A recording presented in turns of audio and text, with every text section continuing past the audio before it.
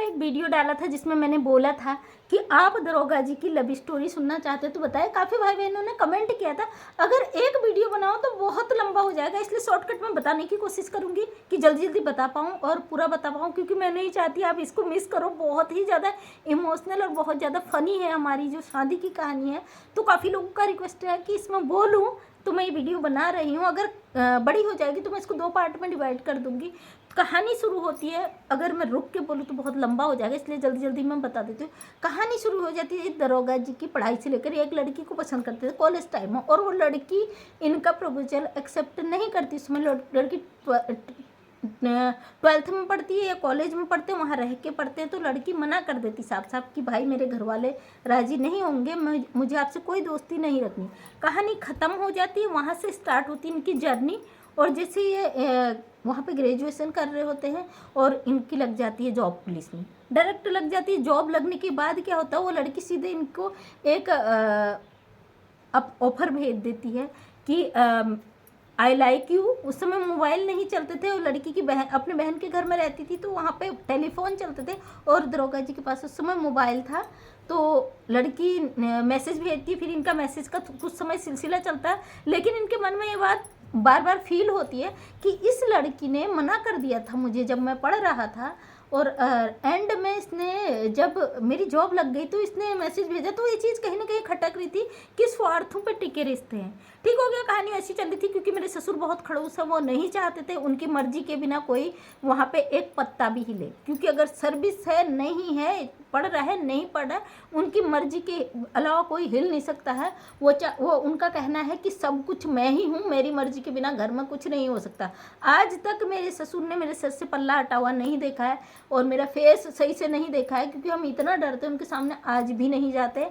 Retired principal हैं, काफ़ी साल हो गए रिटायर्ड हुए, 18 साल 16-17 साल उन्हें रिटायर्ड हुए हो गए, लेकिन हम आज तक उनके सामने नहीं जाते। रिस्पेक्ट करते इसलिए नहीं जाते, लेकिन बात यहाँ पे ख़त्म होती है। और मैं उसमें क्षेत्र पंचायत होती हूँ, तो मेरे हस्बैंड मुझे बिल्कुल नहीं जानते। एक मैटर में केस के सिलसिले में कोई लड़की मेरे यहाँ आती है ऑफिस में, इत्तेफाक से वो लड़की इन्हें जानती है और अपना मामला इन्हें बताती है कि मेरा और इनकी रिलेशन वो साली भी लगती है।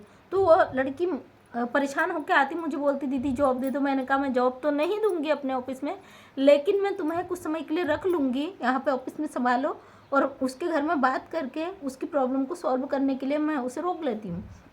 और मैं दरोगा जी रोज़ उसे कॉल करते हैं उसकी प्रॉब्लम के लिए। मुझे वो मेरे सामने बात नहीं करती क्योंकि उसका किसी लड़के से वो चल रहा था, उसे पता था दीदी बहुत ज़्यादा स्ट्रिक्ट है, अगर इन्हें पता चलेगा तो ये मतलब कुछ न कुछ बवाल हो जाएगा, इसलिए मुझसे चोर के वो मेरे हस्बैंड से बात करती थी कि वो अपनी प्रॉब्लम के लिए।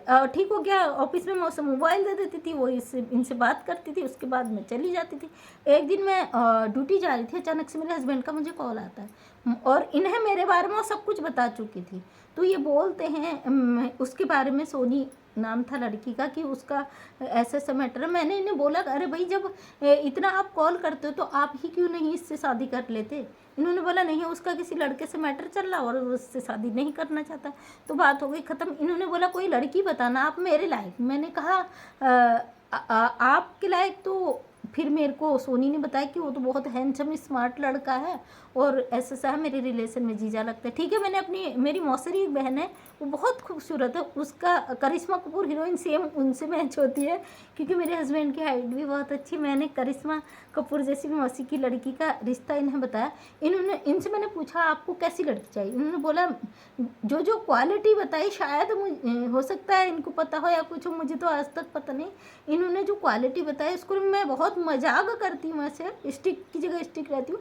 तो मैंने वहाँ पे बोला जो एक उन्होंने क्वालिटी की नहीं, मैंने कहा भैया ऐसी तो लड़की दुनिया में कोई है ही नहीं, वो तो सिर्फ मैं ही हूँ और मैं ऐसी चीज़ों से बहुत दूर रहती हूँ, क्योंकि मेरी छोटी सिस्टर की शादी मुझसे पहले हो गई थी। मैं क्षेत्र पंचायत थी और मेरा ऐसा विचार नहीं था कि मैं शादी करूँ। तो ठीक हो गया, मेरे ससुर ने क्या करा, इनके लिए लड़कियाँ देखना शुरू कर दिया, और जैसे ही शुरू करा तो फिर ठीक हो गया। 2-3 जगह हुआ तो ना मेरे ससुर को पसंद नहीं। लास्ट में उन्हें लगा कि वो लड़की जिन्हें चाहते थे उसको, इन्होंने बोला एक बार वहाँ भी देख लो। तो ठीक हो गया। मेरे ससुर गए वहाँ, वहाँ जब गए तो लड़की हाइट में मुझसे भी कम थी, दिखने की खूबसूरत थी लेकिन हाइट में बहुत कम थी। तो मेरे ससुर वहाँ भी रिजेक्ट करके आ गए, 2-3 जगह रिजेक्ट करके आए। तो फिर मेरे हस्बैंड ने बोला एक लड़की और है, मुझे बोला कि अगर आप चाहो तो वहाँ भी देख सकते हो, क्षेत्र पंचायत सदस्य। क्षेत्र पंचायत के नाम से मेरे ससुर डर गए क्योंकि उन्हें लगा था बहुत कड़क, बहुत होगी, पहाड़ों में सीधे साधे लोग होते हैं, कहीं हमारे घर को ना उजाड़ दे, बर्बाद न कर दे, ये चीज़ें उन्होंने कहा नहीं जी वहाँ करना ही नहीं है। फिर इन्हें चढ़ गई खुंदक, इन्होंने कहा भाई मैं वहीं शादी करूँगा। अब आप किसी को गंठी बोल देते हो, किसी को छोटी बोल देते हो, किसी को ये बोल देते हो, अब मैं वहीं शादी करूँगा, जहाँ करूँगा अपनी मर्जी से करूँगा। अब मेरे ससुर को लगा ये अफेयर नहीं था, क्योंकि न उस समय तक तो कोई भी अफेयर नहीं था। तो बातें इतनी ज़्यादा घूम गई कि उन्हें लगा कि लड़का मेरी जिद कर रहा वहाँ शादी के लिए। अब मेरे ससुर ने 5-6 ग्राम प्रधान, क्षेत्र पंचायत वो भरे अपनी गाड़ी में, क्योंकि मैं क्षेत्र पंचायत सदस्य थी, मेरे घर आ गए सीधे। और मेरा घर देख के उन्होंने डायरेक्टली मतलब खाना भी बनाया, सब कुछ करा, खाया पिया, और डायरेक्ट मना कर दिया कि नहीं जी हमें नहीं करना, आपका घर जंगल किनारे है। तो ठीक हो गई, ये गए। तो मेरे हस्बैंड ने मुझे कॉल किया, पहले उन्होंने फ़ोन किया कि हमारे ये लोग आ रहे हैं, जबकि वो दरवाजे पे आ चुके थे। और उसके बाद उन्होंने बोला अरे आए थे, क्या हुआ? मैंने कहा उन्होंने तो कुछ नहीं कहा, वो तो लास्ट में लड़ाई करके चले गए। तो इन्होंने बोला बेवजह लड़ाई क्यों करी? अब इन्हें चढ़ गई जिद, इन्होंने कहा मैं उसी गंठी लड़की से शादी करूँगा, उसी से करूँगा। लेकिन मेरे हस्बैंड मुझे मेरी क्वालिटी, मेरे गुणों को सब पहचान गए थे कि ये कितनी हो चाहे कितनी घराना बराबर नहीं है, लेकिन ये हर गुण को समझ सकती, मेरे गुणों को पहचान चुके थे, उन्हें पता था हर परिस्थिति में साथ देगी। अब उन्होंने जिद कर दिया, अब मैं वहीं शादी करूँगा। उसके बाद मेरे ससुर दूसरी जगह चले गए, उनके लिए लड़की देंगे। उस लड़की को देख के डर गए, क्योंकि वो भी एक ग्राम प्रधान की बेटी थी, और उसका जो भाई था आर्मी वाला था, पापा उसके भी भाई दूसरा पुलिस में था। वो लड़की बहुत ज़्यादा हेल्दी थी, और मेरे ससुर को लगा घर संभालने के लिए शायद ये सारा हड़का काम कर लेगी। उस लड़की से वो हाँ बोला, मेरे हस्बैंड उसे देख के डर गए, उन्होंने कहा नहीं मुझे ऐसी लड़की नहीं चाहिए। बहुत पछड़ा हुआ, उसके बाद वहाँ भी मना हुआ। उसके बाद बहुत ज़्यादा इतनी दिक्कत आई कि कह नहीं सकते, बहुत लंबी स्टोरी हो जाएगी। अब समझ नहीं आ रहा कि मैं इसी पार्ट में बताऊं या नेक्स्ट पार्ट में बताऊं।